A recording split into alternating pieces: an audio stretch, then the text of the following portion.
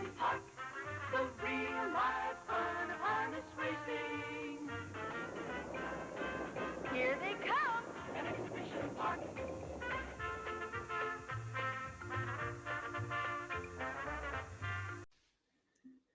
Welcome to another episode of the History of EPR podcast. My name is Scott Bernard. I am your host today. We are doing another podcast today. We have a couple special guests here, and we also have Russell. So the guests that we have today, I'm going to run down their achievements here. It's a father and son, and we'll just kind of say Bob Stevenson's the first person, and also Mike Stevenson. So for Bob, what I looked up, I could be wrong about the wins. I have 1,500 wins for Bob, 999 wins for Mike. Bob won leading driver of the year in 72 and 73 in EPR. Mike also won in 2004. So I'm going to bring Mike on first. And here he is. Hey, Mike, how you doing? Good, Scott. How are you? Good. Thanks for coming on. You're welcome. And I'm going to bring your dad on. There he is. Hey, Bob, how are you? Not too bad. Oh, thanks for coming on. I know we had a little bit of technical difficulties there a few nights ago, but I think we're all good now. And I'm going to bring our last guest in. The famous Russell Henderson, the car sailor. There he is. Hey, Russell, how you doing, buddy? Am I on now? Oh, you're on now. You're on there. It's technology. Well, I've been sitting in front of this screen since Thursday night, and I know I lead a boring life, but I mean, holy jumpins! Even the cat wouldn't stay with me sitting here for 2 days. Yeah, well, we're good to go now. So so basically, guys, what we're going to do here is we're going to go over both your careers, and Russell's going to ask a lot of questions, probably more than I will, because the 70s, I love it, but I wasn't born in that era, so I just like hearing the stories. So Russell's going to run with a lot of it. I got some cool videos we're going to show, lots of pictures. That's going to be a lot of fun. So make sure the picture there. 1 second. There we go. Okay, great. We have a lot of pictures and stuff.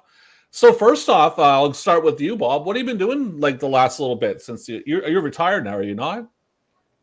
Not really. I still get around, go to the barn every day and help Butch and Ed jog a couple and go to the track at least once a week. Okay, and you're down in Delaware now, are you not? Yeah. Okay. Yeah. Dover. All right. And Mike, how about yourself? What have you been up to lately? You're down in Maine now, right? Yes. Yep. I'm married here in Maine.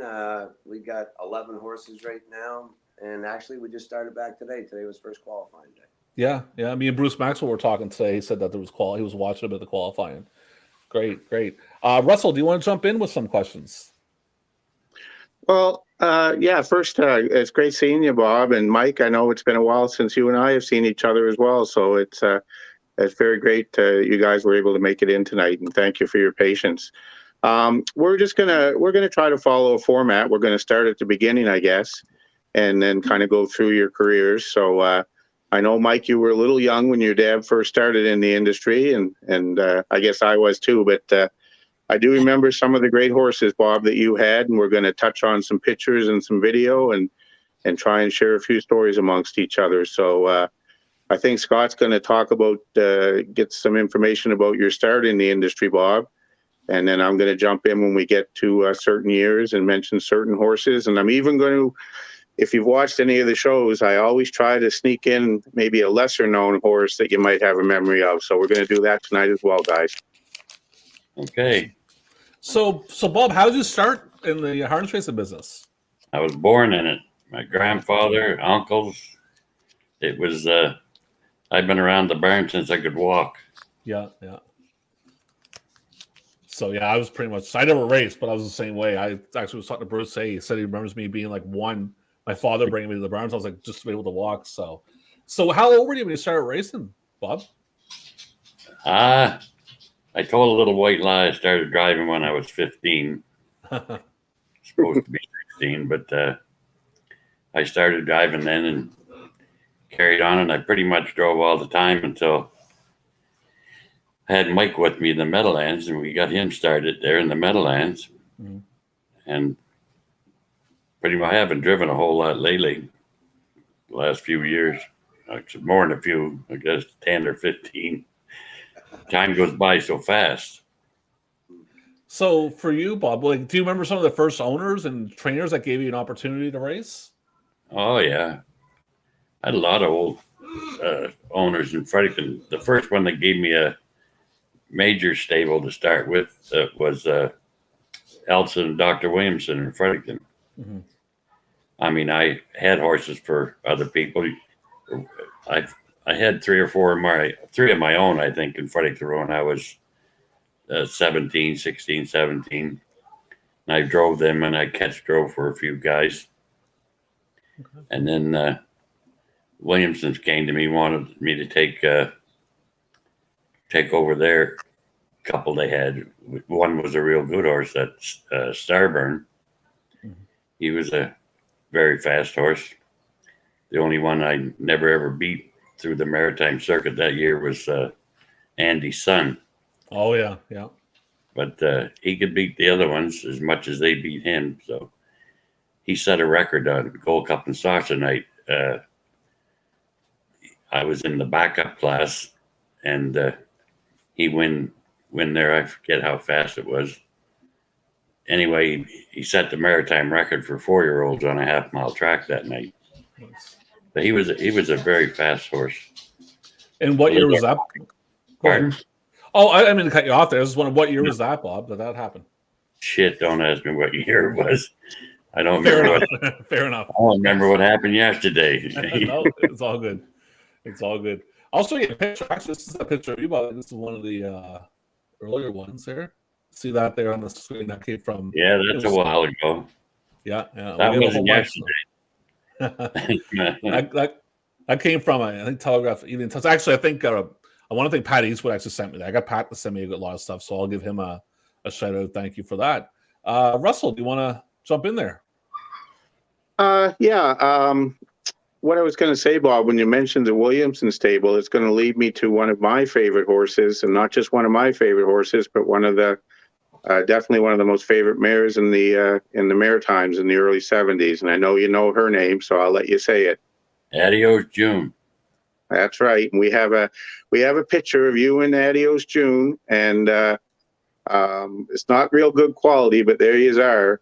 And not only was she a great race mare, but she was one of the prettiest horses of the era, I would say, Bob.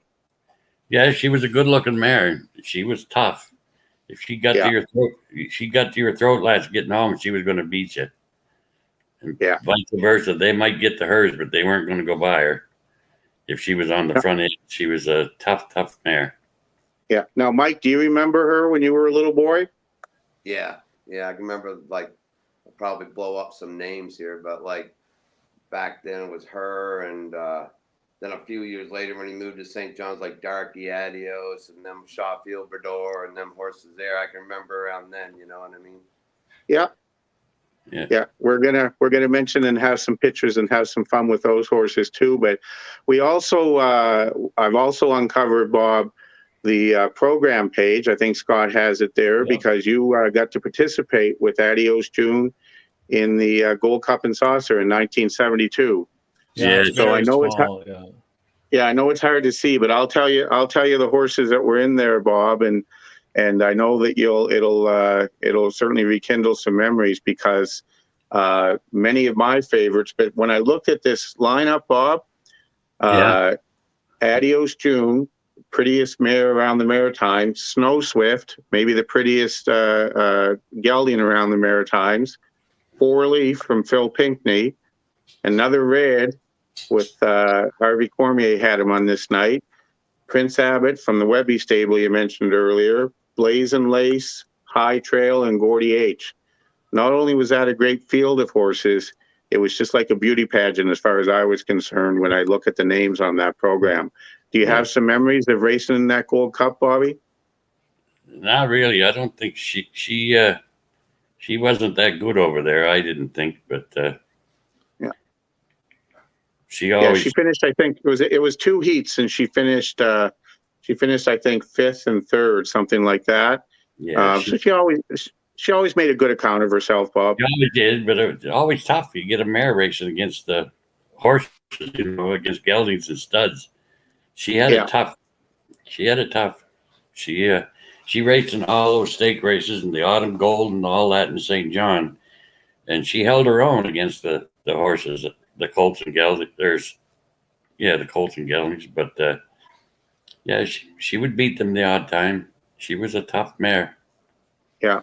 And she also had I think she had the Maritime record for a while as the fastest Maritime bred ever, too. So she was speedy as well as tough. Yeah, she was. Yeah, she was a good one. I'm going to jump to Mike real quick on something. I have a question for you, Mike, and this could be wrong. I'm not sure because I went through Pat Eastwood, who's like my little encyclopedia, and Aubrey Wood and all them guys. The question I have is your first ever win. Now, I found an article that said that you were 16. It was Hoot Dillon. Now, Pat said it was Game Blast. Which one was your first win? Was the Game Blast? I raced in St. John with the horse Uncle John had, Cardigan Boy, I think was his name. But I still had a qualifying license because you didn't have qualifiers back then. So you'd end up driving in a pari-mutuel race for like 5 or 6 starts until the judges said, "Well, you're okay," and they give you your P license. Yeah. So, but my first lifetime win with the P license at a regular track was at Northfield, Ohio, with Game Blast for Denver Up now. Okay, no, that's good. I just wanted to bring that up because I know when Pat sent me, I was like, "Well, I thought I had something different. I read something differently, but I was incorrect." So I guess for everybody, for Bob, yourself, and Mike. Talk about a little bit about your relationship with your brother-in-law, John Davies, because I know you guys are all related there. You did a lot of work for him, I imagine, Bob, back then? Yeah, I drove pretty much all of them. Go down there every Wednesday and Saturday from Fredericton. Mm-hmm. Yeah. Okay. Uncle John was the greatest. I worked for Uncle John for a long time. You know what I mean? Like Dad and them went down south and that, but no, he always gave me help. You know what I mean? Smart man. Miss him a lot. Yeah, no, I've heard. I remember a little bit because I was around the track as a kid. I remember him being very nice, but again, I was just down there hovering around basically, right? So my memories aren't the greatest, everybody, but he was a very nice man. Chris is a great guy. I talked to Chris a lot, Joanne. They're really good people. So yeah, definitely. Yeah. Chris is doing well down the Summerside. Did you want to jump in there, Russell, with the next question? If you have the format in front of you. Well, yeah, I'm gonna get out of sequence just for a second, if I could, Mike, because we talked about your dad having the opportunity to race in the Gold Cup and Saucer, and I know I'm wrong. We don't. We need to get Pat Eastwood in here, but I know you drove in it, Mike, with one of George Teague's horses. I think was it 2012? 11. Yep. 2011. Yeah, and I know that was a great thrill because you had a couple of drives in the starting ones, and you qualified for it. Yeah, he sent up to Western Ace and Stonebridge Terror, or I think that's who it was. And we got parked in the first one, and the second fellow made it in, and then we ended up drawing the 9-hole. Actually, finished fourth. Yeah, I remember. Yeah. You know, George came up. He had a great time. I don't know if he went back or not, but he enjoyed himself. Was that the only time that both Mike that you got to get in the Gold Cup, and the only time, Bob, that you were in the Gold Cup? Was it? I honestly don't remember. I don't know whether I raced anything else in there or not. I know you raced. We're going to get to that as we go through. I know you had Slick and Easy in the trials. Yeah. I don't know if he made it to the final or not. That was a disaster with both them horses over there. Yeah. They couldn't get around the first turn. Yeah, we're going to touch on those two horses from the late 80s when you move back for a time. But I think, Scott, did you have that picture? Because we're gonna try and go chronological so we don't get all mixed up here, Bob. So we're probably up to around 1973, and you mentioned one of the horses. Did you have a picture of Darky Adios, Scott, with the single shaft? Yes, I do. Coming up right here. There you are. Yeah, I don't think that's Darky, but that's the single shaft, and we want to talk about that a little bit if we could. Yeah. Bob, you were one of the few drivers, and there wasn't many, that you, pardon the pun, hopped right on it once it arrived, and it gave you a lot of success. But there weren't too many other drivers that were willing to take the chance in that contraption. So, what were your thoughts, and why were you so inclined to try it, Bob? Well, we went in to get the bike. Gordy Henderson wanted to get one. He owned Shawfield and that, so he ordered one. And we went into the customs to get it, and they're passing me all these boxes. I said, "What the hell is this?" I had to take her back to the barn and put it together. And I looked at it. I said, "Oh, this ain't good." But the first horse I raced in it, I think, was Darky, and he set a maritime record, or a record in St. John, I guess it was, for 3-year-old. He went right out of the 8-hole in 2.5 or something, and everybody came in and said, "Oh, that bike," and I said, "You guys, you don't want to be driving in that. That thing's not safe." And I went for 3 or 4 every night with it. But some horses, it would just, I mean, it was unreal how much it would help. And other horses, it didn't seem to do that much for them. But Elsa and Doc owned a little mare. God, I can't think of her name right now. But she got paced at 211, 212. Put her in that, and she paced at 2.8 right in the middle of the racetrack. Nice. It was scary what it would do to some horses. Well, So, Mike, you it want to add kind to of, that? yeah, I was going to say it kind of leads to we talked about Adios June having a record, and then Darky Adios, he did win in 2.5 and 2 to have a maritime record here in St. John for his 3-year-old. And then you at right around the same time, and I think that that this horse raced in the single shaft, and you had the track trotting record. Everybody thinks the bus stop had the track trotting record at EPR for the entire decade, which she did. But before she did, you had it with a little trotter named Les Wimwood. Do you remember that trotter, Bob? Mike? Yeah, I bought him for cheap money in Foxborough. He had no front feet whatsoever, and took him home, and we worked on his feet and had the weirdest looking shoes you ever saw put on his front feet. And he was just a nice old trotter. Yeah, he was pretty good. So I wanted to bring up, I think, Mike, you wanted to mention something with you were trying to say something with the single shaft when we were talking. I see you had like your hand up like you were in school. Did you want to mention something with the single shaft? Yeah, it's a funny story. I can remember the single shaft when I was a kid, the paddock one day. God bless him, Uncle John. You always called Uncle John Big John for a reason. Yeah. And Dad, I think, was down to drive this little horse one day. He was either in the office or on the track or doing something. So they were roaring at Uncle John to post grade this little Vital Hanover horse. Yeah. No, it was the big shaft. And picked these little front feet right up off the ground. He's standing there in the paddock going like this. He couldn't move them, so they had to excuse him from the post parade. That's funny. That was Authentic Attorney. Oh, is that who it was? Yeah. Yeah. That's great. Yeah, that was Steve McGuire's father's horse, Authentic Attorney. Yeah. So did you want to get into the Alexander right now, Russell, or do you want to keep going? Yeah, well, we're going chronologically. So Bob and Mike, we're going to show you one of my, and I do have some editing role here because this is one of my favorite races of all time, with the winner being one of my favorite horses of all time, and I'm going to talk about him after.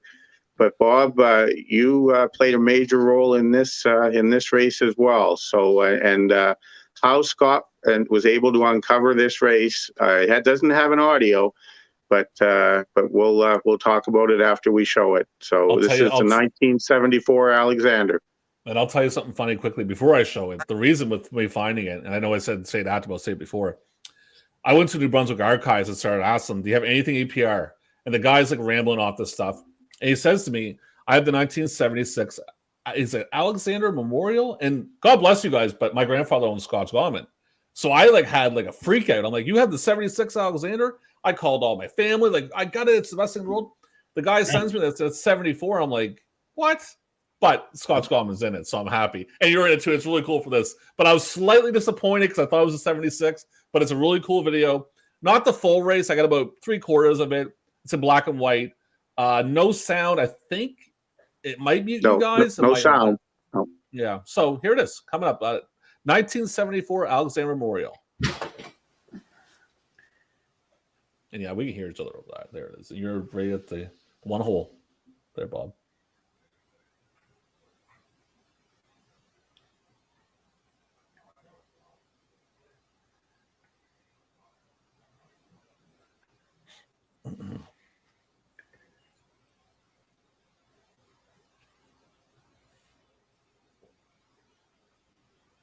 That's Shawfield retaking the lead from Scotch Common at the half.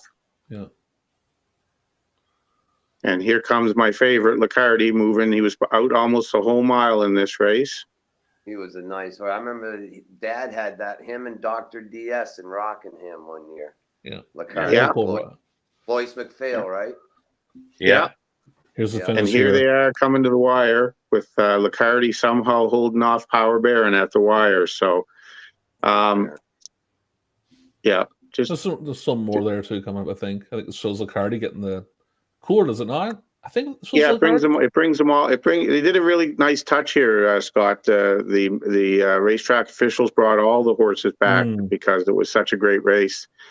And there's a few questions I have about it, Bob. Is whose decision was it to put Shawfield in with the aged horses because he was dominating the 3-year-old stakes again that year?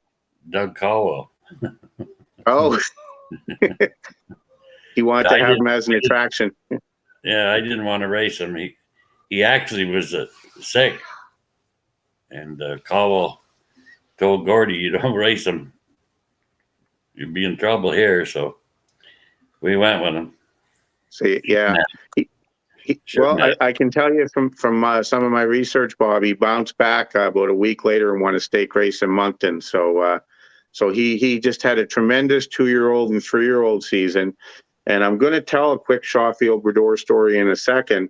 But first, Mike, I want to ask you, because I think you had told me many years ago, because, it's known that Cardi was one of my favorite horses. But I think you told me that your dad had him. I thought it was Foxborough or Rockingham.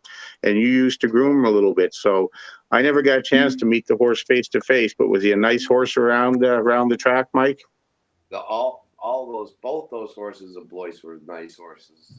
They just both had terrible luck. I think actually the Dr. DS horse broke a leg or something while he was at Rockingham, but they were both doing super down there. I mean, he's just a nice old horse. You know what I mean? I don't remember him breaking a leg down there, but the other horse was a good horse. I thought we killed him one night there in Rockingham. Billy O'Donnell and Billy Foucher and Elmer Smith, or Billy Foucher just got one off, claimed it or did something to it. Anyway, it broke his leg in the race. And we all got jammed up, and I had Cardi stop stone still, and that young Sears was driving. He just started driving. His horse had made a break or something leaving. He was away back. He came around the turn and hit me right flush in the back. Oof. But Cardi stopped stone still and turned him upside down, and the bike, he was laying on the track. I thought he was dead. Thought it broke his neck. He just let a big moan out of him. Got right up. Tough horse. Those New Zealanders were tough. I'm gonna, if I could, Scott, I want to share my Shawfield Brador story, if I could. Sure, go ahead. Yeah, definitely. Well, one of the things that has surprised Scott and I in doing this is how these names of these old horses still permeate through the industry. So I'm going to go back 3 or 4 years ago. I was over in Charlottetown on a visit, and I was downstairs, Mike, Red Shores, where the parlor is, where a lot of the old timers hang out to do their betting and do their socializing and whatnot. Drink the odd beer. Yeah, they might have had that too, Bob. So I'm sitting at a table with Wally McGuinness and Daryl Pierce, and the place is packed, and this fella is wandering around the room, and he's kind of making the rounds and greeting everybody, and he starts heading towards our table, and he sits down, and I knew who it was, even though I'd never been introduced to him, and he started chatting with Wally McGuinness, and it was Freddie McDonald, who you guys know is father of Mark and Anthony and James McDonald. But Fred is also, as I'm sure you guys know, he's a famous writer of sports and a historian with a lot of knowledge about harness racing. So he's sitting at the table, and Daryl leans into me and says, "Russell, have you ever met Freddie McDonald before?" And I said, "Well, no, not really." I said, "I know who he is." And so Daryl pipes up and says, Fred, I want to introduce you to my good friend, Russell Henderson from St. John. And he shakes my hand, looks over at me and says, Henderson. And I said, yeah. And Daryl says, yeah, well, Russell's been around this game for a million years. And he looks at me intently and he says, Henderson, Shawfield Brador, 1974. Ron Henderson. So I kind of chuckled and I said, no, sir, that's a different family of Hendersons. And he looks back at me and he goes, no, you're Shawfield Brador, 1974. So I go, well, actually, I think that was Gordon Henderson, and maybe his son Blaine, that had that horse. And he looks at me and he goes, are you sure? So at this point, I'm wondering, am I sure if I know who the hell I am, or am I sure who owns Shawfield Brador? But I know enough not to disagree with a historian. So I just quietly said, pretty sure. So anyway, he gets up and continues to make the rounds. So now I'm going to jump ahead to last summer, Old Home Week. And I'm back visiting on the island, and I'm in the same parlor, and the place is packed. And your uncle, Scott, Vic Ryan, and I get up from the table. Vic's going to get some tickets, and I'm going to go outside and stretch my legs. So as we're walking out of the narrow corridor, I hear Vic talking to somebody, and I hear him say, no, it's Russell Henderson from St. John. So of course I look over, and there's Vic talking with Freddie McDonald. And at the same time, Vic says, yeah, Henderson. And Vic and Fred looks at Vic and says, yeah, Shawfield Brador, 1974. And Vic goes, no. So I kind of laugh and I continue outside. So then I come back about 10 or 15 minutes later, and I'm coming down the corridor, and sure enough, Fred and I meet face to face about a foot apart, and he looks at me closely, and I look at him, and I go, Freddie McDonald. And he goes, yeah. And I go, Ventall Rainbow, 1975, and I keep walking.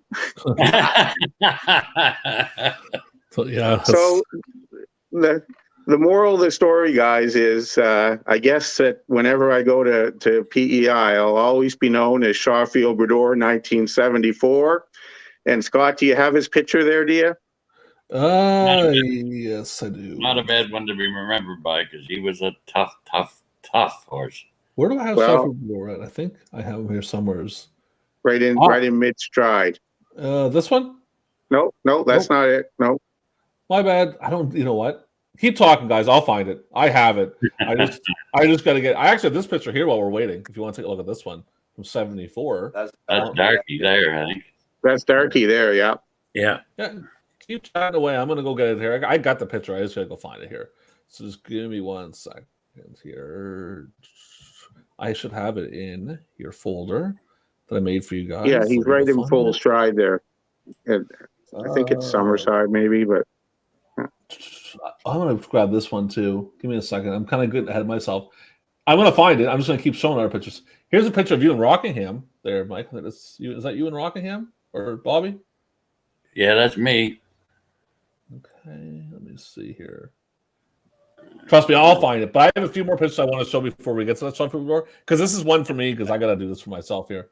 Thorpe LaBelle. You drove for my grandfather at one point there, Bob. In 1978, Thorpe LaBelle down in New York. Northfield. Yep. Northfield. Yeah. There's there. All right. I cannot find that picture. I'll get it up there, Russell. We'll get to it. Yeah, no problem. No. As I said, it was kind of funny that that name stuck with Fred for all those years, and then when he heard the name Henderson, he just automatically thought that I was the connections to that horse. But as you guys know, that was Gordon and his son Blaine that would have been around Shawfield. But yeah, you're right, Bob. So thank you for pointing that out. I don't mind that comparison at all because Shawfield Brador was a hell of a lot better looking than I am. So it's great. Yeah, I think he was the first horse in the Maritimes to make over 20,000 in a year at his 3-year-old. Yeah, he was. And in 1975, he was voted Maritime Horse of the Year as well for his 3-year-old season in '74. So, despite having to race the aged horses in the Alexander, he still had a dominating year in the stake races, and deservedly so. Became a Maritime champion, Maritime Horse of the Year. So. Yeah. You had a lot of accolades here, Bob, between 70 and 75 with those horses, that's for sure. Yeah. Go ahead. A lot of good memories. Yeah. Is that it there for us, guys? That's the one there, is it not? No, that's a single shaft there. No, the one with Shawfield is the colored one with him in a bike in full stride, Scott. Okay. Yeah. Keep going here. It's a great picture of it's a close up of Bob driving him as well. So that's why we found it, and it was such a great one to have. It's all color. Oh, he's by himself heading down the stretch. I think it was a stake race, and he won by that much. He was all by himself. So he won a few of them like that. You guys keep going there. I'm going to find it. Just you keep asking questions, Russell. I'm going to keep searching. Okay, well, I'm going to go now, if I could. I remember I talked about obscure horses. So, in early 1975, Bob, you had you raced a horse in the top class, and unfortunately, into the first turn, there was a major accident that knocked down Cardi, John III, Timmy Finesse, and a couple of others. And I wonder if you have a memory of this horse, because I would say that he had a gait similar to a kangaroo being chased by a pack of dogs. Do you remember the horse, Bob? I'm trying to think. Homefield? That's him. He never made first 3 starts in North America. He never made it past the quarter pole, did he? Never made it through the first turn, the first two, and got knocked down once, and then he kind of guess who the horse that was involved with me was? George Gallant with a horse called Sabotage. Yeah, yeah, that's right. But the question I would have, Bob, and then we'll go to you, Mike, and you can answer the same question: is how do you guys as drivers, when you have a horse that's so dangerous, get right back up on them the next week and sit behind them again? That's a question all the viewers would probably like to hear the answer to. No, it's like riding a bicycle. You fall off on the bike, you get back on.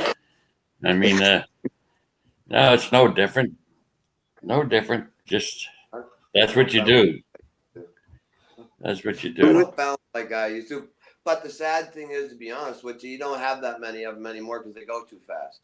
You know, you foul-gated horse can't go that fast of what they go for speeds nowadays. You know what I mean? So they hit their knees and stuff now. But then them foul-gated ones that used to be around back in the day, I mean, you know, the speeds, they just go too much. They just can't go. So actually, we're kind of lucky in that sense. We don't have to worry about too many of them anymore. I took that horse at Homefield to New York from St. John. He won the, I think, New Year's Day pace and went in 2.7 or something like that. And I took him to New York, and Buddy Reagan, who was a leading trainer there for years, he lived with my grandmother at my grandmother's place there for years when he was working in Fredericton, worked for Ned Linden and a couple other guys, but he was the leading trainer in New York at that time. And I called him, told him I wanted to bring this horse down. He said, go ahead, bring him down. So I took him down. He looked at his papers and he said, good God, man, what'd you bring this horse here for? But back then, Yonkers and Roosevelt, and they were pretty tough. So I said, he'll be all right. He'll do. I'm telling you, this is a nice horse. He's got all kinds of go to him. He said, well, you're not going home. We're going to train him. He said, tomorrow or the next day. I said, well, you got to get him shod first.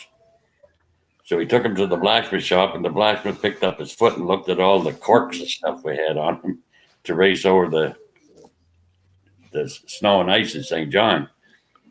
The blacksmith picked it up and looked at it and put it back down. He said to me, he said, Jesus, man, what do you got this horse shod for, climbing mountains? I said, yeah, yeah. So anyway, I went out and Buddy said, here, you take this horse with George Van Allen. I'll never forget. He was an invitational horse. And you go with him and I'll take your horse. He said, when I holler, come at me. So he hollered and I come up and come at him, and he picked the lines up on home field and just took off and left them. Come back in, he said, you can go home right now if you want. He'll do. I think he won 3 or 4 in a row in Yonkers, and then we took him to Roosevelt, and he won his first start in Roosevelt. The second start, it was in the mud, raining, not much mud because it was a tartan track then. And that was a problem. He went through the dirt on the top and hit that tartan. He had navicular trouble. And he made a U-turn in the first turn with Carmine driving him. And they barred him. Didn't want to let him race there anymore. So Buddy took him to Freehold, and he set parked the whole mile on one. So then they let him race there again. Then I ended up taking him when I went down in June, 1st of June, to Foxborough. I took him to Foxborough with me. I was going to mention too, if you wanted to jump in, Russell, I don't know, but so after that, Bob, you basically head to the United States permanently in 1975. Is it you go to the United States? Might have been earlier than that. But I was down there, but the bad thing about that, I mean, don't get me wrong. I mean, I liked it, but I could only drive the horse I had there. I couldn't drive anything owned by an American because I didn't have my green card at that time. Okay, yeah. So I had to wait to get the green card before I could do any other driving. And you go ahead, Russell. You got to mention something? No. I that's exactly where we were going next. Is when your family moved to the U.S., Bob, and was it mostly Rockingham and Foxborough, and were you stationed at Foxborough mostly? Yeah, we were. We were living in Foxborough. We raced Foxborough, then moved into Rockingham. Then you went for 2 months at Suffolk Downs, and back to Rockingham, and then I'd load up and come back home for the winter. Yeah, it's pretty. People, well, a lot of our viewers realize it, but other folks wouldn't realize how many hours are spent on the road in this crazy industry. But that's what you had to do to get racing and get your horses placed where they could earn a living for sure. So yeah, we're into the, I think we're into the 70s and early 80s. But before we leave Foxborough, I was talking with my good friend Art Green last week, Bob. Yeah. And Scott didn't mention earlier, I don't think, but you were a famous hockey player as a young man, weren't you, Bob? Well, I wouldn't call it famous, but played on a couple of real good teams.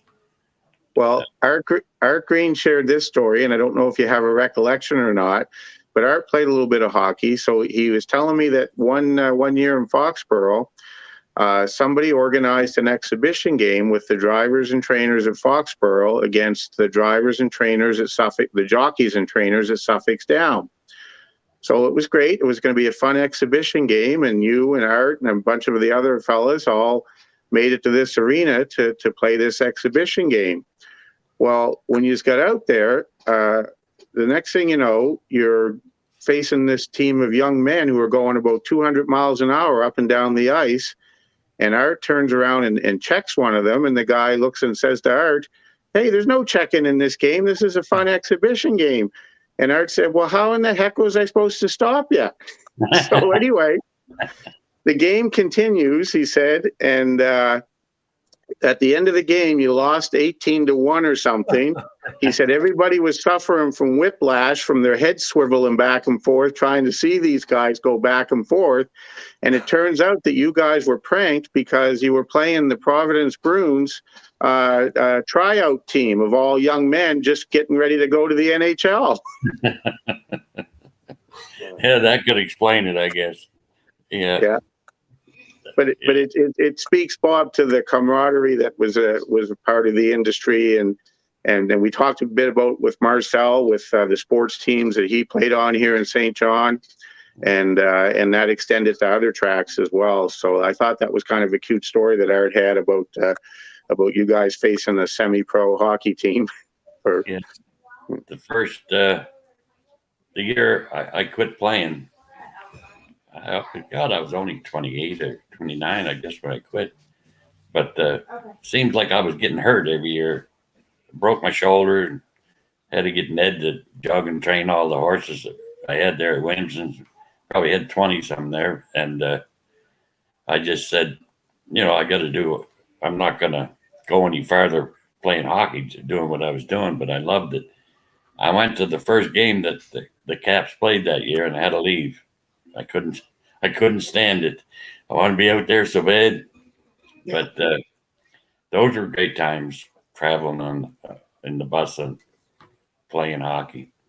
And now, 67, 68 Capitals, that got inducted into the Hall of Fame, didn't it, in Fredericton, that team? Yeah, I've seen that. Neil Nicholson, who Blair's my uncle.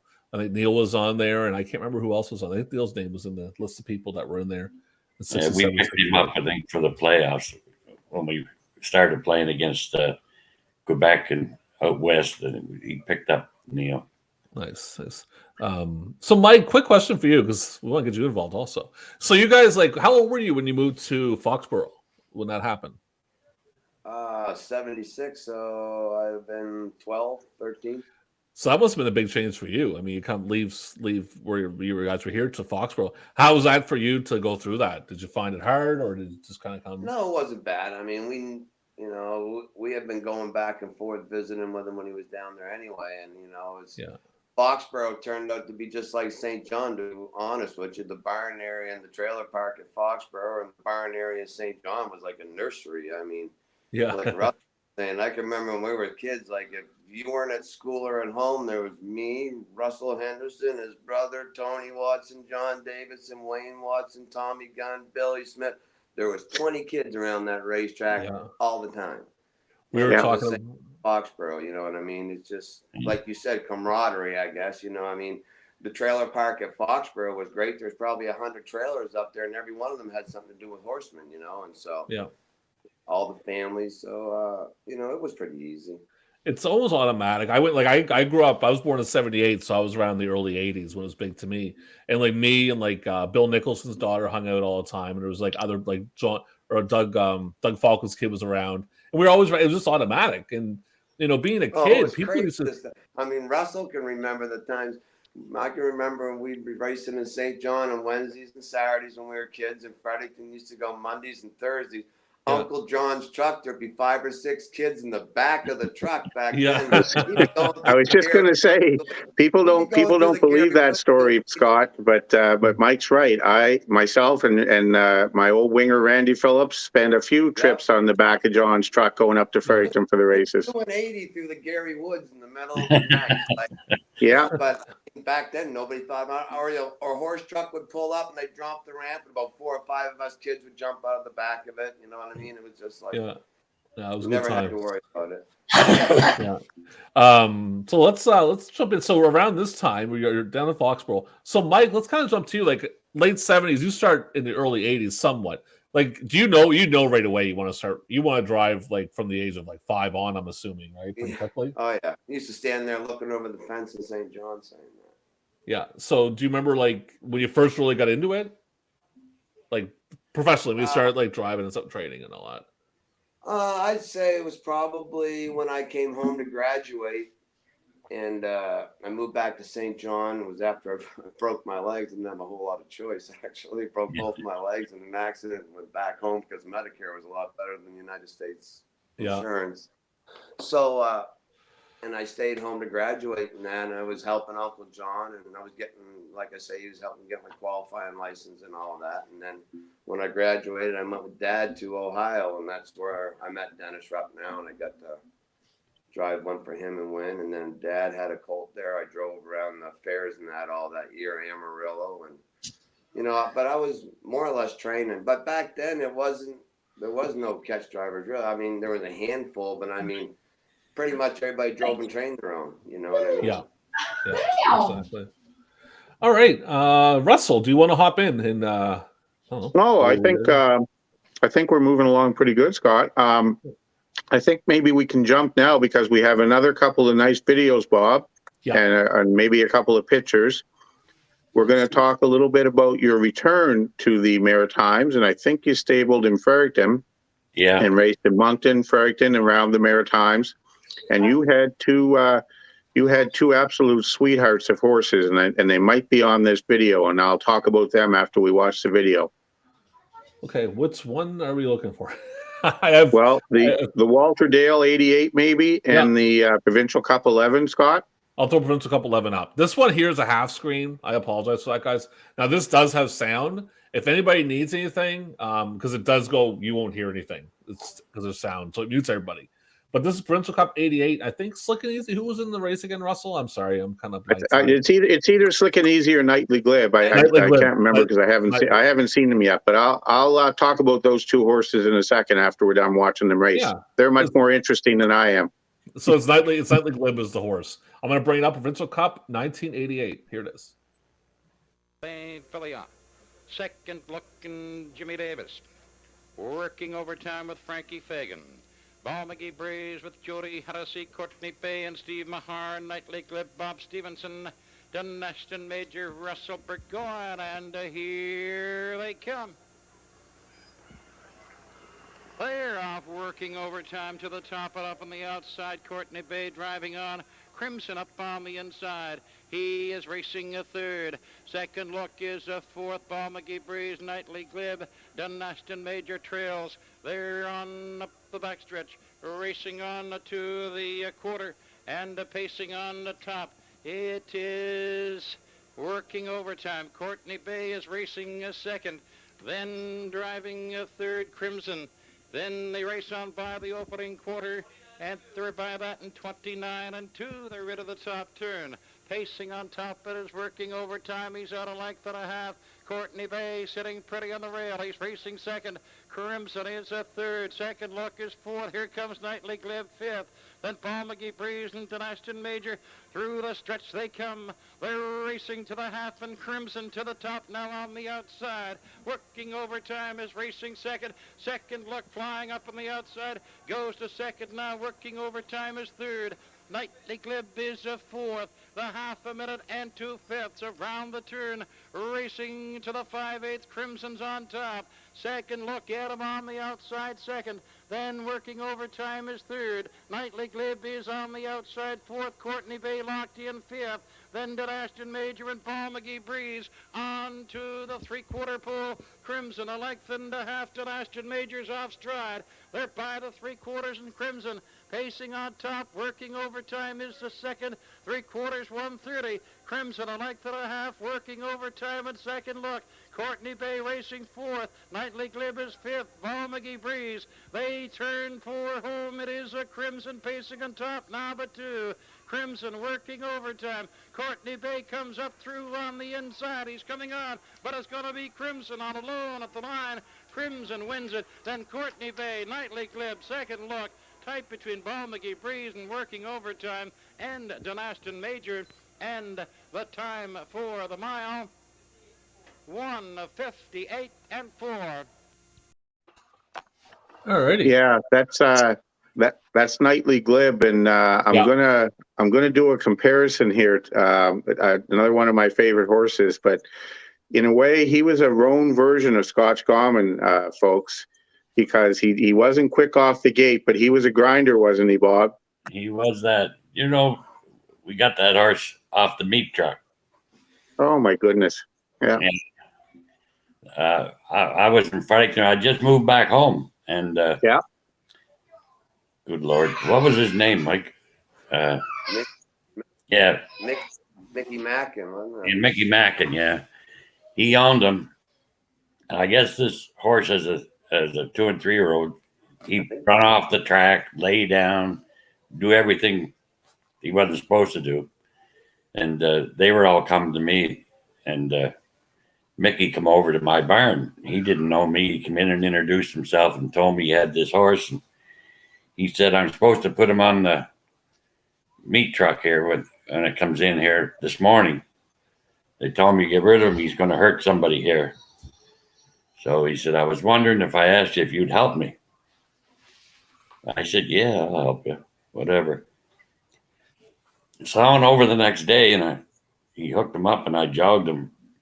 I only went 2 or 3 miles when I come off the track and look, his stifles were shaking so bad. Near shook the cart off.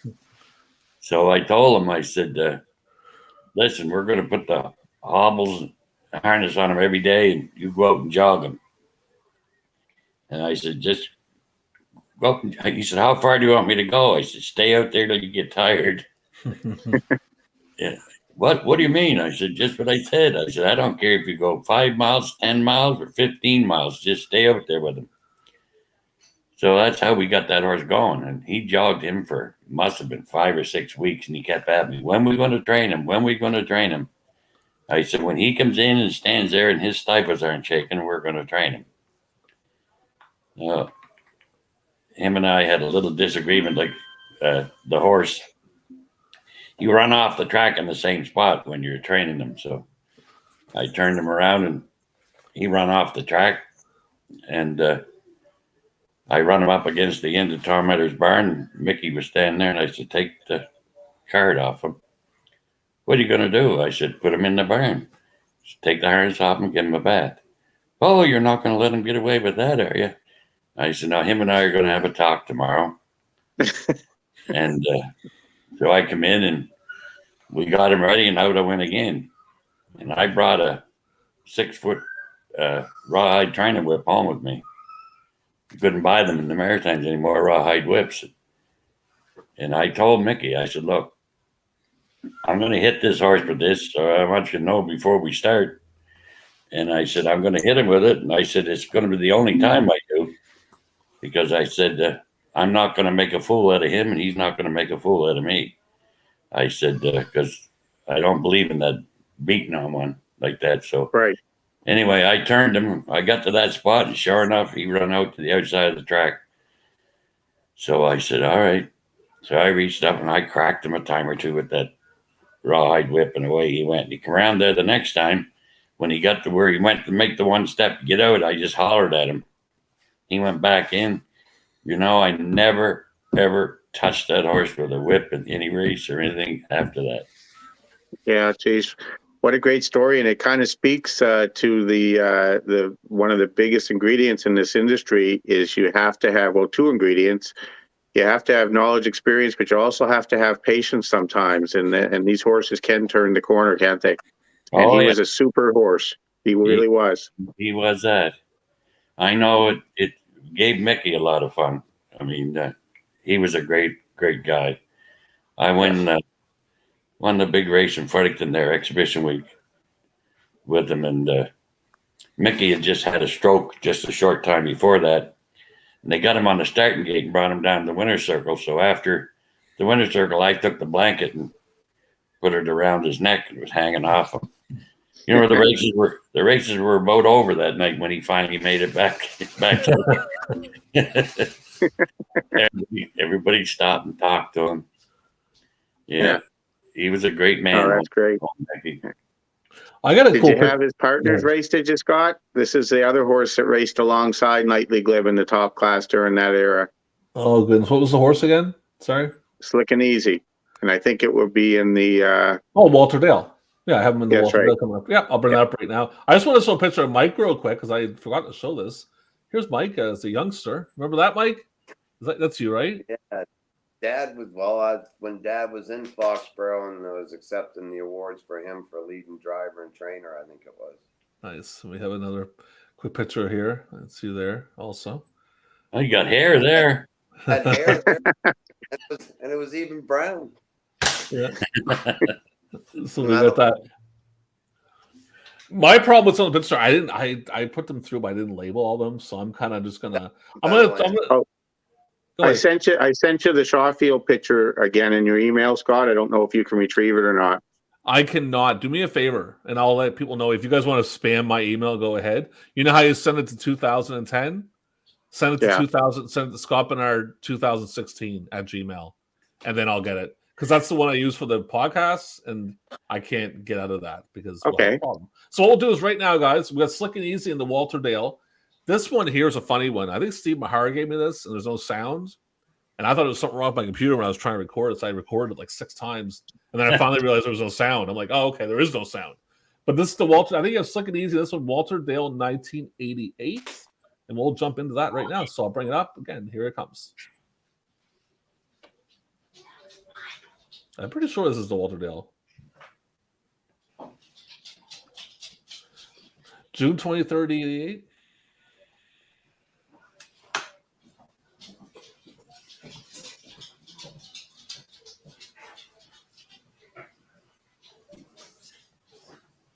Russell, you think is that the correct race there? It was labeled the Walter Dale. Yeah, it's probably the Walter Dale because of the field it's in it in June. Yeah. Okay. Good. Just making sure. Yeah, I think that's Courtney Bay that's heading for the lead. Yeah. Well, Slick and Easy's in there because I looked it up. I definitely looked it up. Yeah, no, he's sitting on the rail. He's sitting at the back on the rail. Yeah. They're coming up there. Okay, there we go. That's right. Yeah.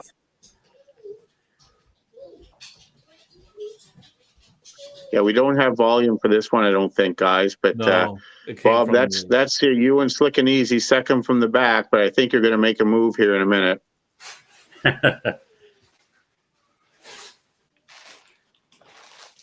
And once we get through this, I'm going to ask some questions. I'm very fascinated with the Meadowlands. I'll ask some questions once we're done the race here.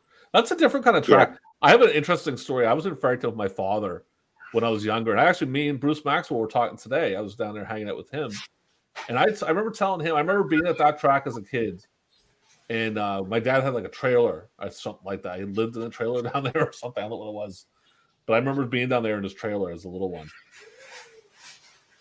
Interesting track with the apartments in the background and stuff. Yeah, you can kind of see here because Bob, you were out 3 wide with him, but he was a completely. He kind of got pushed out there a little. Yeah, he did. Yeah, it looked like Jody Hennessy kind of pushed him out at the half, but he was a completely the opposite type of horse than Nightly Glib, wasn't he, Bob? Because this horse was really, really fast for a piece. And I think he had a lot of success at Moncton on the 5/8 mile track because he didn't like the turns as much on the half mile. No, he couldn't get around them at all at first. And I put him in on a 3-point hitch on his bike and raced him in that, and it just completely turned him around. Before he was dangerous to sit on him. If you touch the right line in the turn, man, he could stop and lift your rear end right out of the seat. But I put that 3-point hits thing on his bike, and he was just a different horse. Yeah, well, him and Nightly Glib both had a lot of success in the late '80s and in the top class races throughout the Maritimes, and I always found it interesting that they were contrasting horses, with Nightly Glib being a grinder and Slick and Easy just having wicked speed for when he got loose and was on the straightaways. Yeah, he was tough. Made it easier. Them two made it a lot easier for that old mare, that old Misty Peg. She was a dandy. She was a dandy. Yeah. Let's jump in to my cat's behind me drinking water. I didn't know what that noise was. Okay, so let's hop in a bit to the Meadowlands. Mike, you drove a lot in the Meadowlands, correct? Or that's when you really started driving a lot? Yeah. Do you remember some of the guys who drove against in the Meadowlands? Some of the harder drivers? Or some of the good ones, I guess? Nobody was hard to drive against at the Meadowlands. Everybody was good. Yeah. Sounds weird to say, but yeah, I mean, you had your few guys that did what they did all the time, like Joe Schwinn and Howard Parker. You knew what they were doing every time they were just down the highway. But, I mean, it's good horses and good drivers. There's usually no issues. I noticed with the Meadowlands, I got sent a thing by Mike Ellsworth, and it was 89. I don't know. My father had a couple horses he trained. He sent me this. So you like this, and I watched the whole card. And that track, like, if you're leading at the last turn, I'm thinking there's like 80% chance you're not winning that race. Yeah. Like I noticed that watching that, like when they come on the last turn, someone could be in 7th and they could win that race easily. Well, you were almost a quarter of a mile. Yeah, that stretch. Yeah, Yeah, it's pretty crazy. Did you send me that picture there, Russell? There we are. Yeah, I sent you the. We'll bring that in maybe close to the end, Scott. If you get it through your email, did you? Yeah, I just got it right now. Just popped okay. in. We're good. I was going to say, Mike. I can't remember because I wasn't around the industry as much in the 90s and 2000s, but I remember seeing you drive a horse that Bob. I think you were the trainer, and he was a world-class horse. And it was maybe one of the biggest wins of your career up to that point, Mike, because I think you were racing the top class at the Meadowlands against the best horses, and you took the inside route, just a magical drive, and beat them all at the wire with Toontown. Oh. Yeah, he was a world-class horse, I believe, wasn't he? Yeah, he was a real. Yeah, that was a leg of the presidential series. Actually, he beat Red Bowtie that night. Red Bowtie, that's right. Yeah, I remember that. Yeah, he was a fast horse, fast horse. You know, Tough. He won the American Pacing Championship there at the Meadowlands on Hambo Day. He was 3 deep all the way through the last turn, and he went in 48-4 or 49-1 or something like that. Crazy fast horse, and not that big neither. A fairly small horse. Well, on that particular night, Mike, I remember you outdrove the greats at the Meadowlands because they were, all trying to battle for position, and you took the inside route with that little Toontown and knocked them off. And I think you were a long shot on the board as well. But I don't have a lot of knowledge about the horses from that era, but I do remember that little horse for sure. And then Scott, I think, has a video of a famous Maritime horse that you had a lot of success with in the Meadowlands too, Mike. And yeah, Jaguar Knight. Yeah, a picture there too.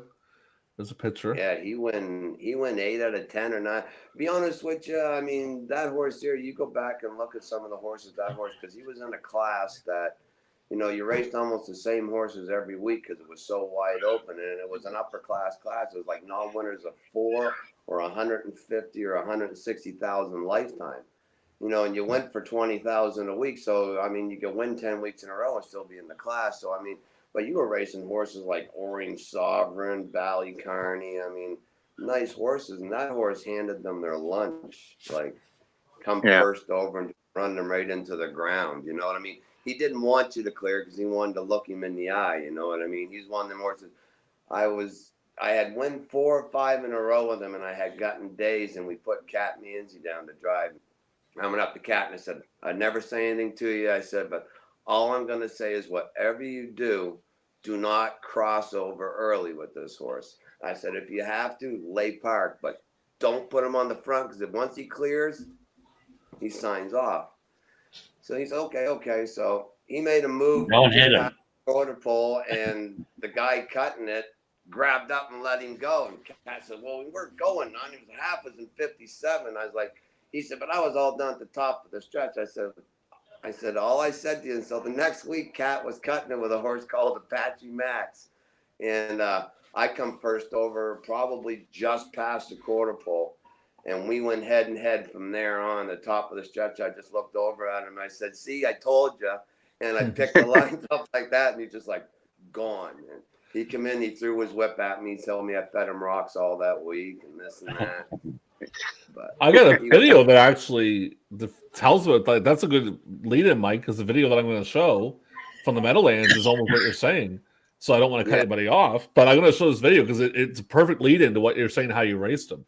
So this one, that's the way he liked it. This one here is from 1994. I don't have the exact date, but it does make complete sense. So I'm going to throw this video on for you guys. Jaguar Knight in the Meadowlands in 1994. Then we'll come back and keep going with it. So here it comes up right here. And it's off. Bally Cardi tries for the little on the inside premium from between horses. Joshua's Trial.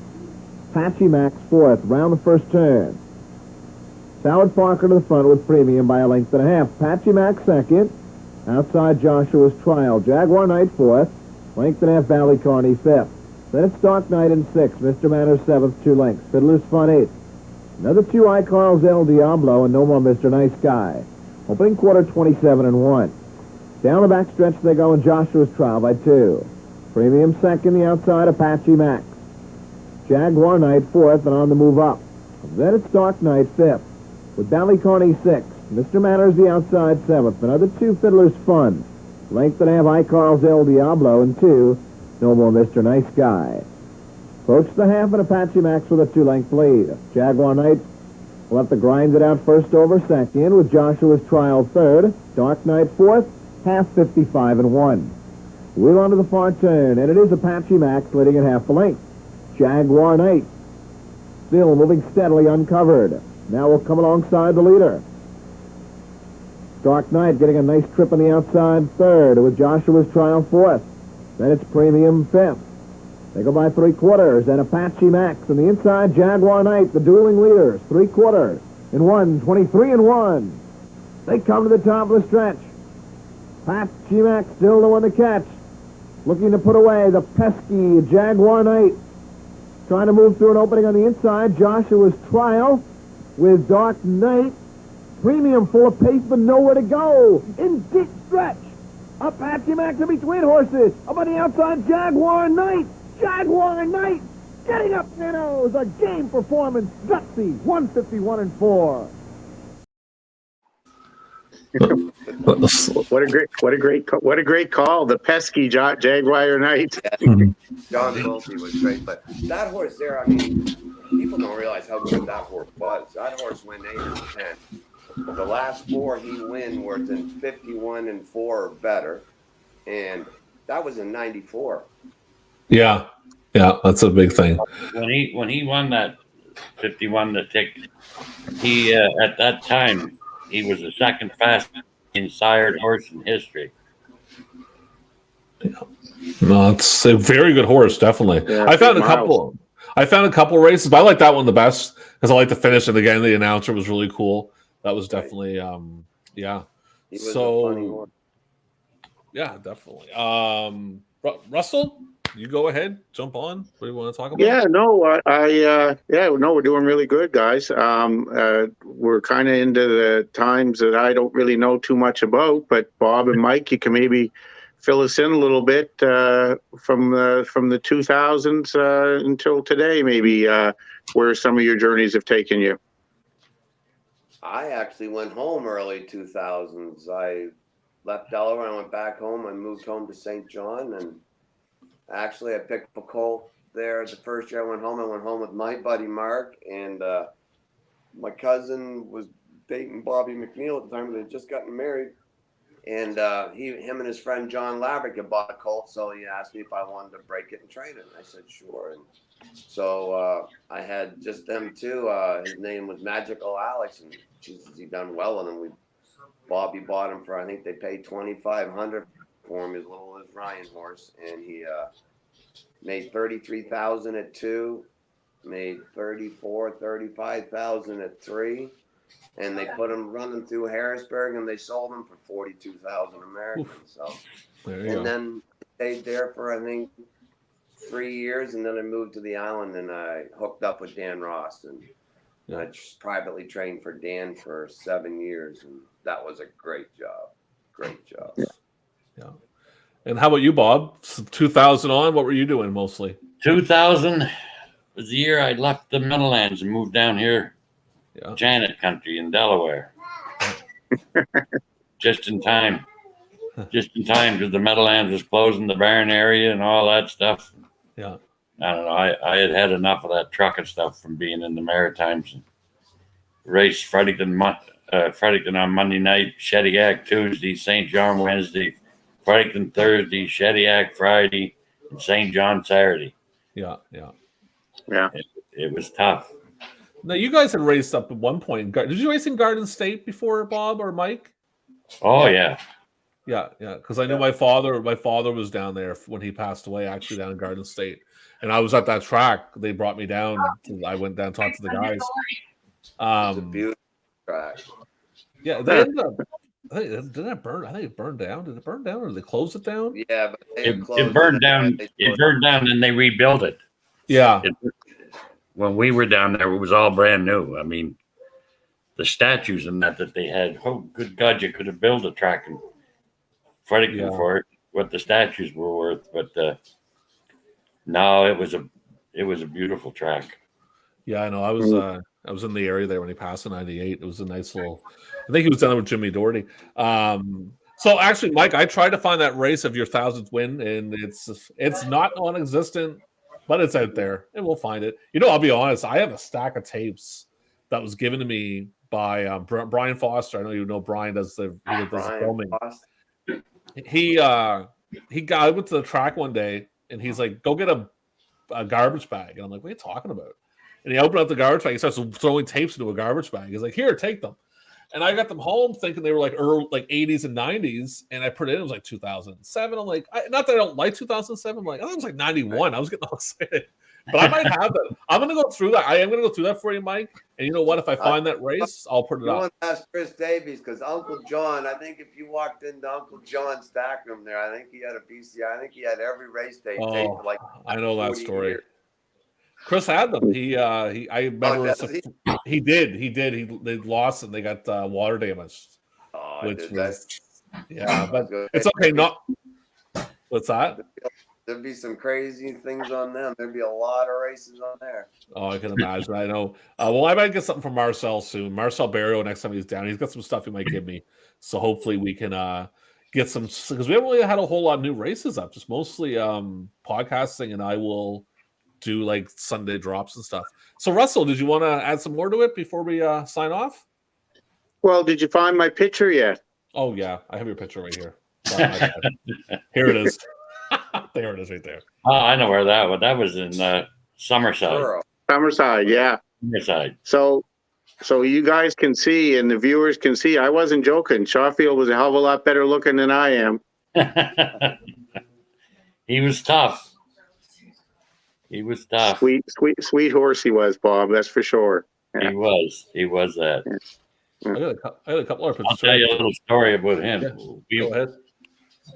I can't remember who it was. I had going to take him down to I think it was the Donnie Turner or something in Truro, where you race 2 or 3 heats, and I was going to send him down the night before, and whoever it was called, they couldn't go. And I was racing in St. John Wednesday night. So anyway, I couldn't leave. So I said, I'm just going to have to go home and take a shave and shower after the races are over and come down and load them up and strike her out. So I did. And Mo Doherty, who I bought the horse off of, he broke and trained him as a 2-year-old, and I bought him off of him. He was well trained, I'll tell you that. And him and I think Brucey Latham might have went with us. Yeah, Bruce was his right-hand man, yeah.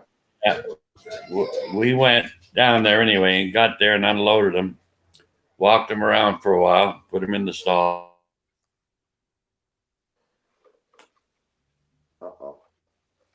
We lost Bob. Went in their race. There. And so we put him, after he was all cooled out and we did him up, we put him back in the stall, let him make his water, and Bruce and Mo said, what are you going to do? I said, load him up. We loaded him on the trailer, and I come out with his feed tub about 3/4 full of feed. They said, well, there we go. He'll eat it. They said, he won't eat on that trailer. I said, the heck he won't. So I don't know, 30 miles or so outside of Truro, I pulled into a service station to gas up so we have enough to get home. And I said to Mo, grab that feed tub and take that away from in front of him, because he was a playful rat. So, he never ate all. I said, well, look and see. Man, you couldn't have shined it any better.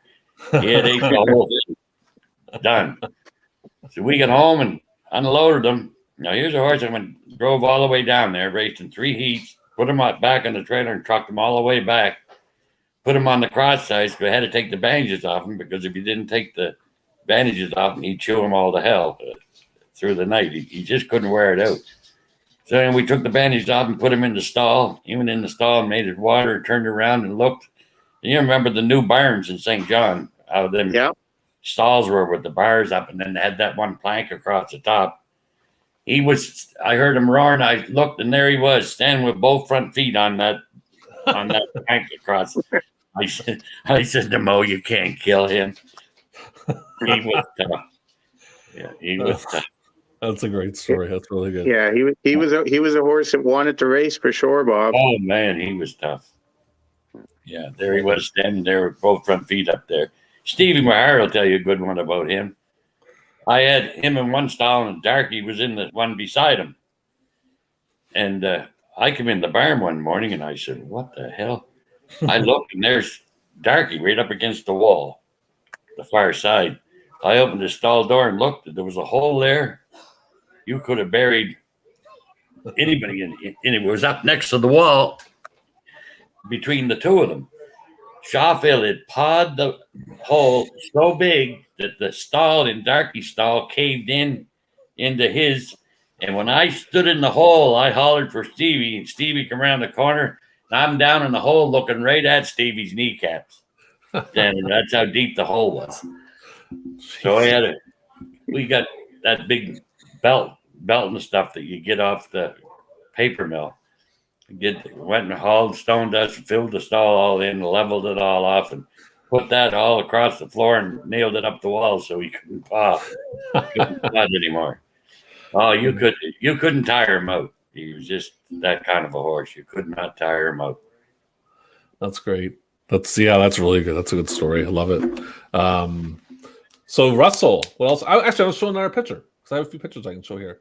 We have this one, the Gold Cup trial from. Yeah, that's 88. Slick and Easy. Yeah, that's from Moncton.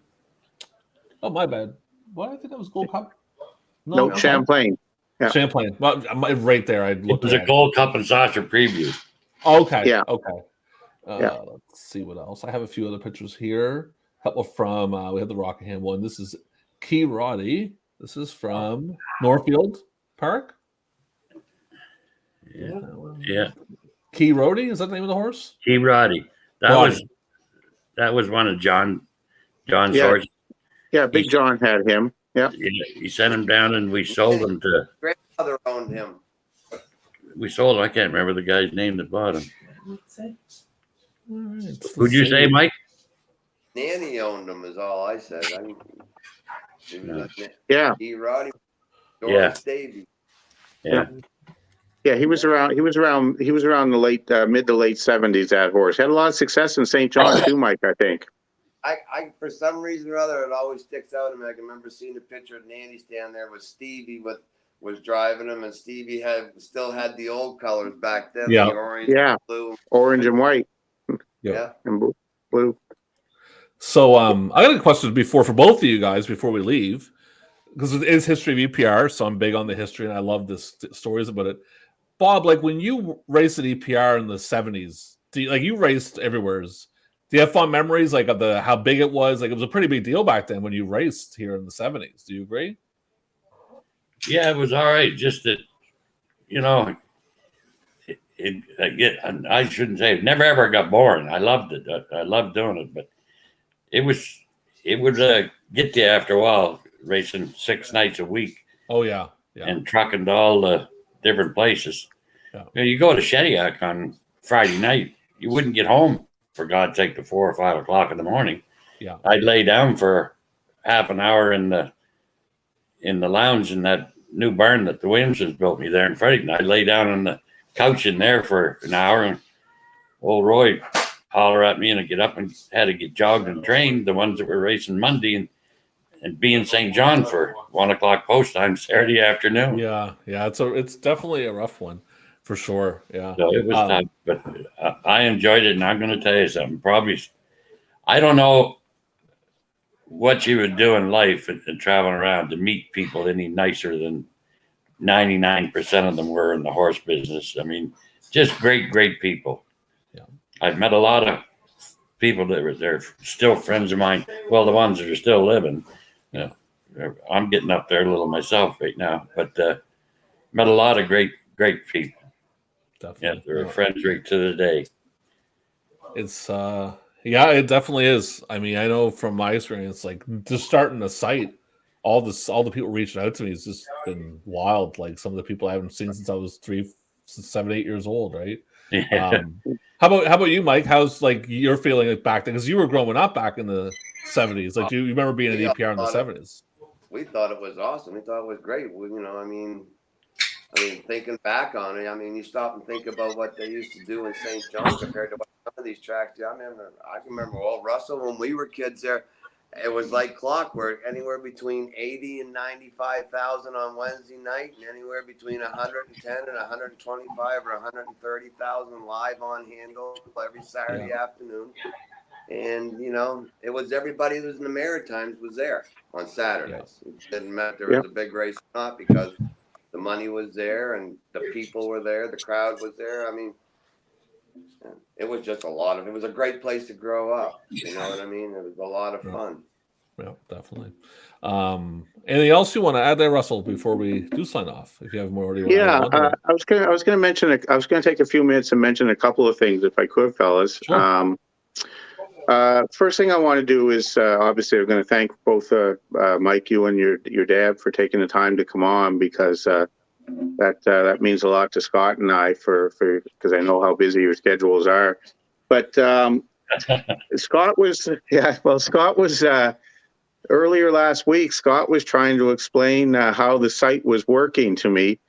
And he was talking about algorithms and analytics and things like that. And I had no idea what in the hell he was talking about. But what it really comes down to is the viewership has been growing, and the likes and the interest on the site.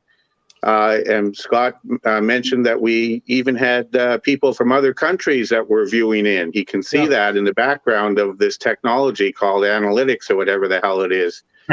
So what he said, what he indicated, he said, you know, Russell, if we can just keep this going and growing, that Russell, you might become a minor celebrity someday, maybe in Antarctica. So Ireland. It was Ireland. We got the view from Ireland. Well, whatever it was. But anyway, the point is that Scott has done a great job of creating this site, and there's a lot that goes on behind the scenes to get videos and pictures, and I know Scott's going to take a few moments and mention those folks that helped us out here tonight with that stuff. But before I go, there's a couple of things I want to say. First, I want to thank your sister Mike and your daughter Janet, Bob, for reaching out and contacting me to set up this interview tonight. And I know that your other daughter Gloria is, I think, working outside of Monticello at a farm, because Art Green said he ran into her a few weeks ago and he was chatting with Gloria. So I know that Mike, you and Janet and Gloria have all kinds of friends back in St. John. So I'll say hello on behalf of them to the three of you. Okay. Thank you. Oh, there's Janet there. Okay. She's not far away. No. And the other thing I'll mention too is I know that your mother Diane has had some health issues, Mike, and it's been a challenge. And I know I speak for everybody, not just in St. John, but around Atlantic Canada, in sending our best wishes to Diane as she goes along with her health challenges. And I know Janet is working tirelessly with your family down there. And that also leads me to Tink Watson, who is in Foxborough, Tink and Sandra, and Tink's having some health challenges as well. But I know that Tink tunes in all the time to the podcasts and to the site itself, Scott. And I want to say hello and send our best wishes to Tink and Sandra as well, because Tink may in fact be my only fan, and that might be because that as you know, Mike, Tink and his family have known me since I was 5 years old. So that's all good too. But the final thing I'll say, guys, is this crazy world has become very divided and very polarized. I think we can all agree on that. And it's also in the last couple of years is had people kind of maybe withdraw and into solitude and to be alone. And I don't think that's natural. I don't think that's the nature of humans. I think that people want to connect. So I really think that that the site, in a way, has helped people connect. And Bob, you and your family, and Mike, your careers in harness racing have been going for a long time. And Scott, you've been, your father was a trainer, driver, horseman, and your grandfather owned great horses, and your mother and all of your uncles have been involved in the industry. And as for me, well, I have no idea what useful purpose I've contributed, but maybe someday I'll add something. But the point is like it or not, for better or for worse, all of us here tonight and many of the viewers who hopefully tune in, we're all connected because of this thing called harness racing. And I think that we're very, very fortunate to have that. Yeah, I definitely. agree. No. I agree. Definitely. Yeah, I knew Scott's dad real good. Yeah, I heard your name before. I remember hearing the name before. Yeah. So that's it's cool. I love doing that. Like I was talking to someone today. I forget who. I completely forget who it was. Maybe, but I don't know who. Oh, actually, Neil Stanton dropped some things off, and I was talking to his wife, and Neil had asked how it started, and it kind of the whole thing started almost like a fluke. And I got a tape. I got one tape. I got two tapes, and then I got like 30 tapes, and then Steve Mahar brought over like a house full of tapes. And I got addicted to it. I got so hooked on it. I was just loving it. And I love finding the rare stuff, like the 70s stuff. I have such a soft spot for the 70s. Like I have the Scotch gum. Because it's funny, like you said that. I mean, I like the site for the simple fact that I'll go on there and you'll say, "Oh, I found this one here," and I'll go on, and it's like hearing that song or whatever. You hear that one horse's name, like you were talking with Janice there, and like soon as you hear like Radioactive and all them, we go right back to that time and that place. It's like, when Kathy Mitchell, what was that big mare's name that Raja Bold, what was her name? Can't think of her name, but Bold Model. Bold Model. Colleen Clancy had AMG, and it was just I mean, you hear those names and it just makes it sends you right back immediately, And I'll tell you something funny about that. When I did the first set of tapes, Brian Foster gave me a tape to do for his father. And that's how the YouTube page started. I originally started a YouTube page for Brian's father to watch the race, and it blew up.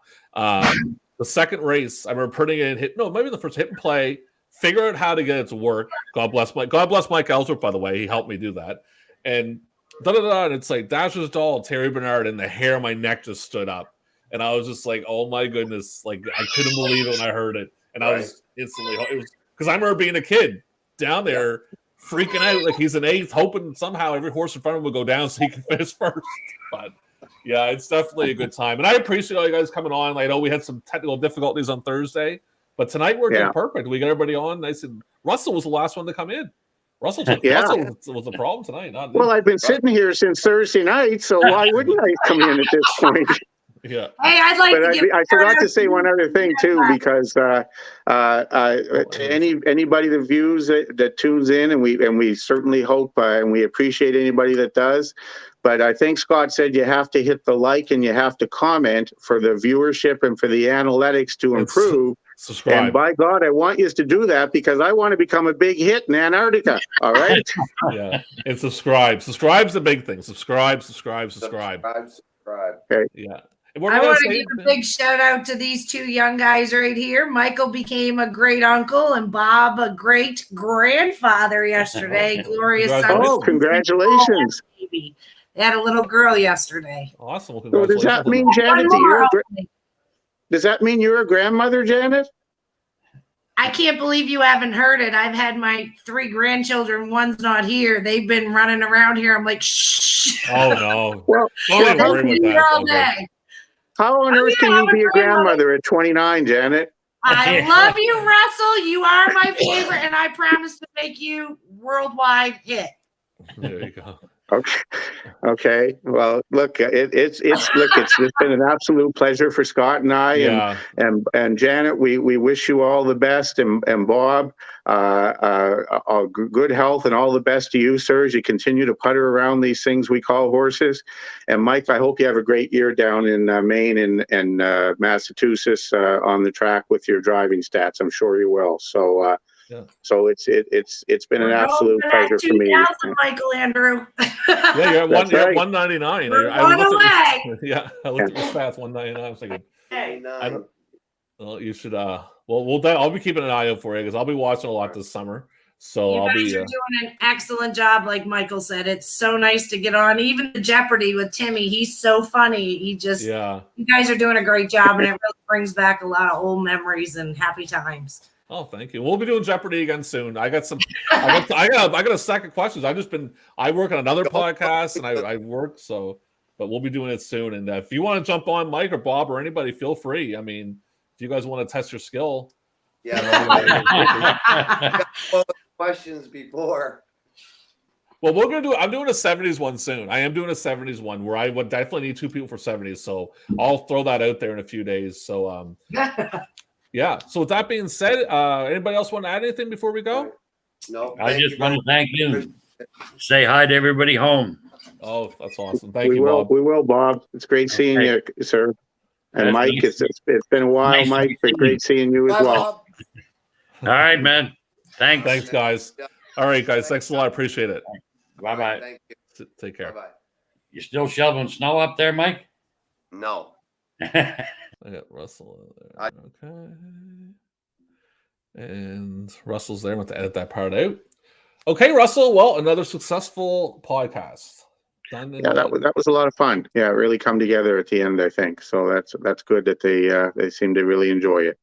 And I want to thank everyone who watched, because this is going into the whole thing there. I want to thank everybody who watched. Russell wants to thank everybody. We worked really hard on that one. And remember, people, like, subscribe, comments, notification bell too if you want to do that. Notification will actually tell you when we upload new videos, which is really cool.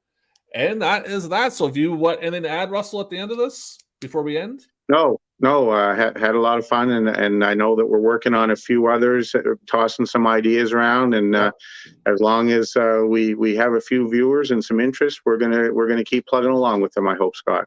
Definitely. All right. Well, with that being said, I thank everybody who watched the History of EPR podcast, and we will see you again another time. Thank you. Goodbye.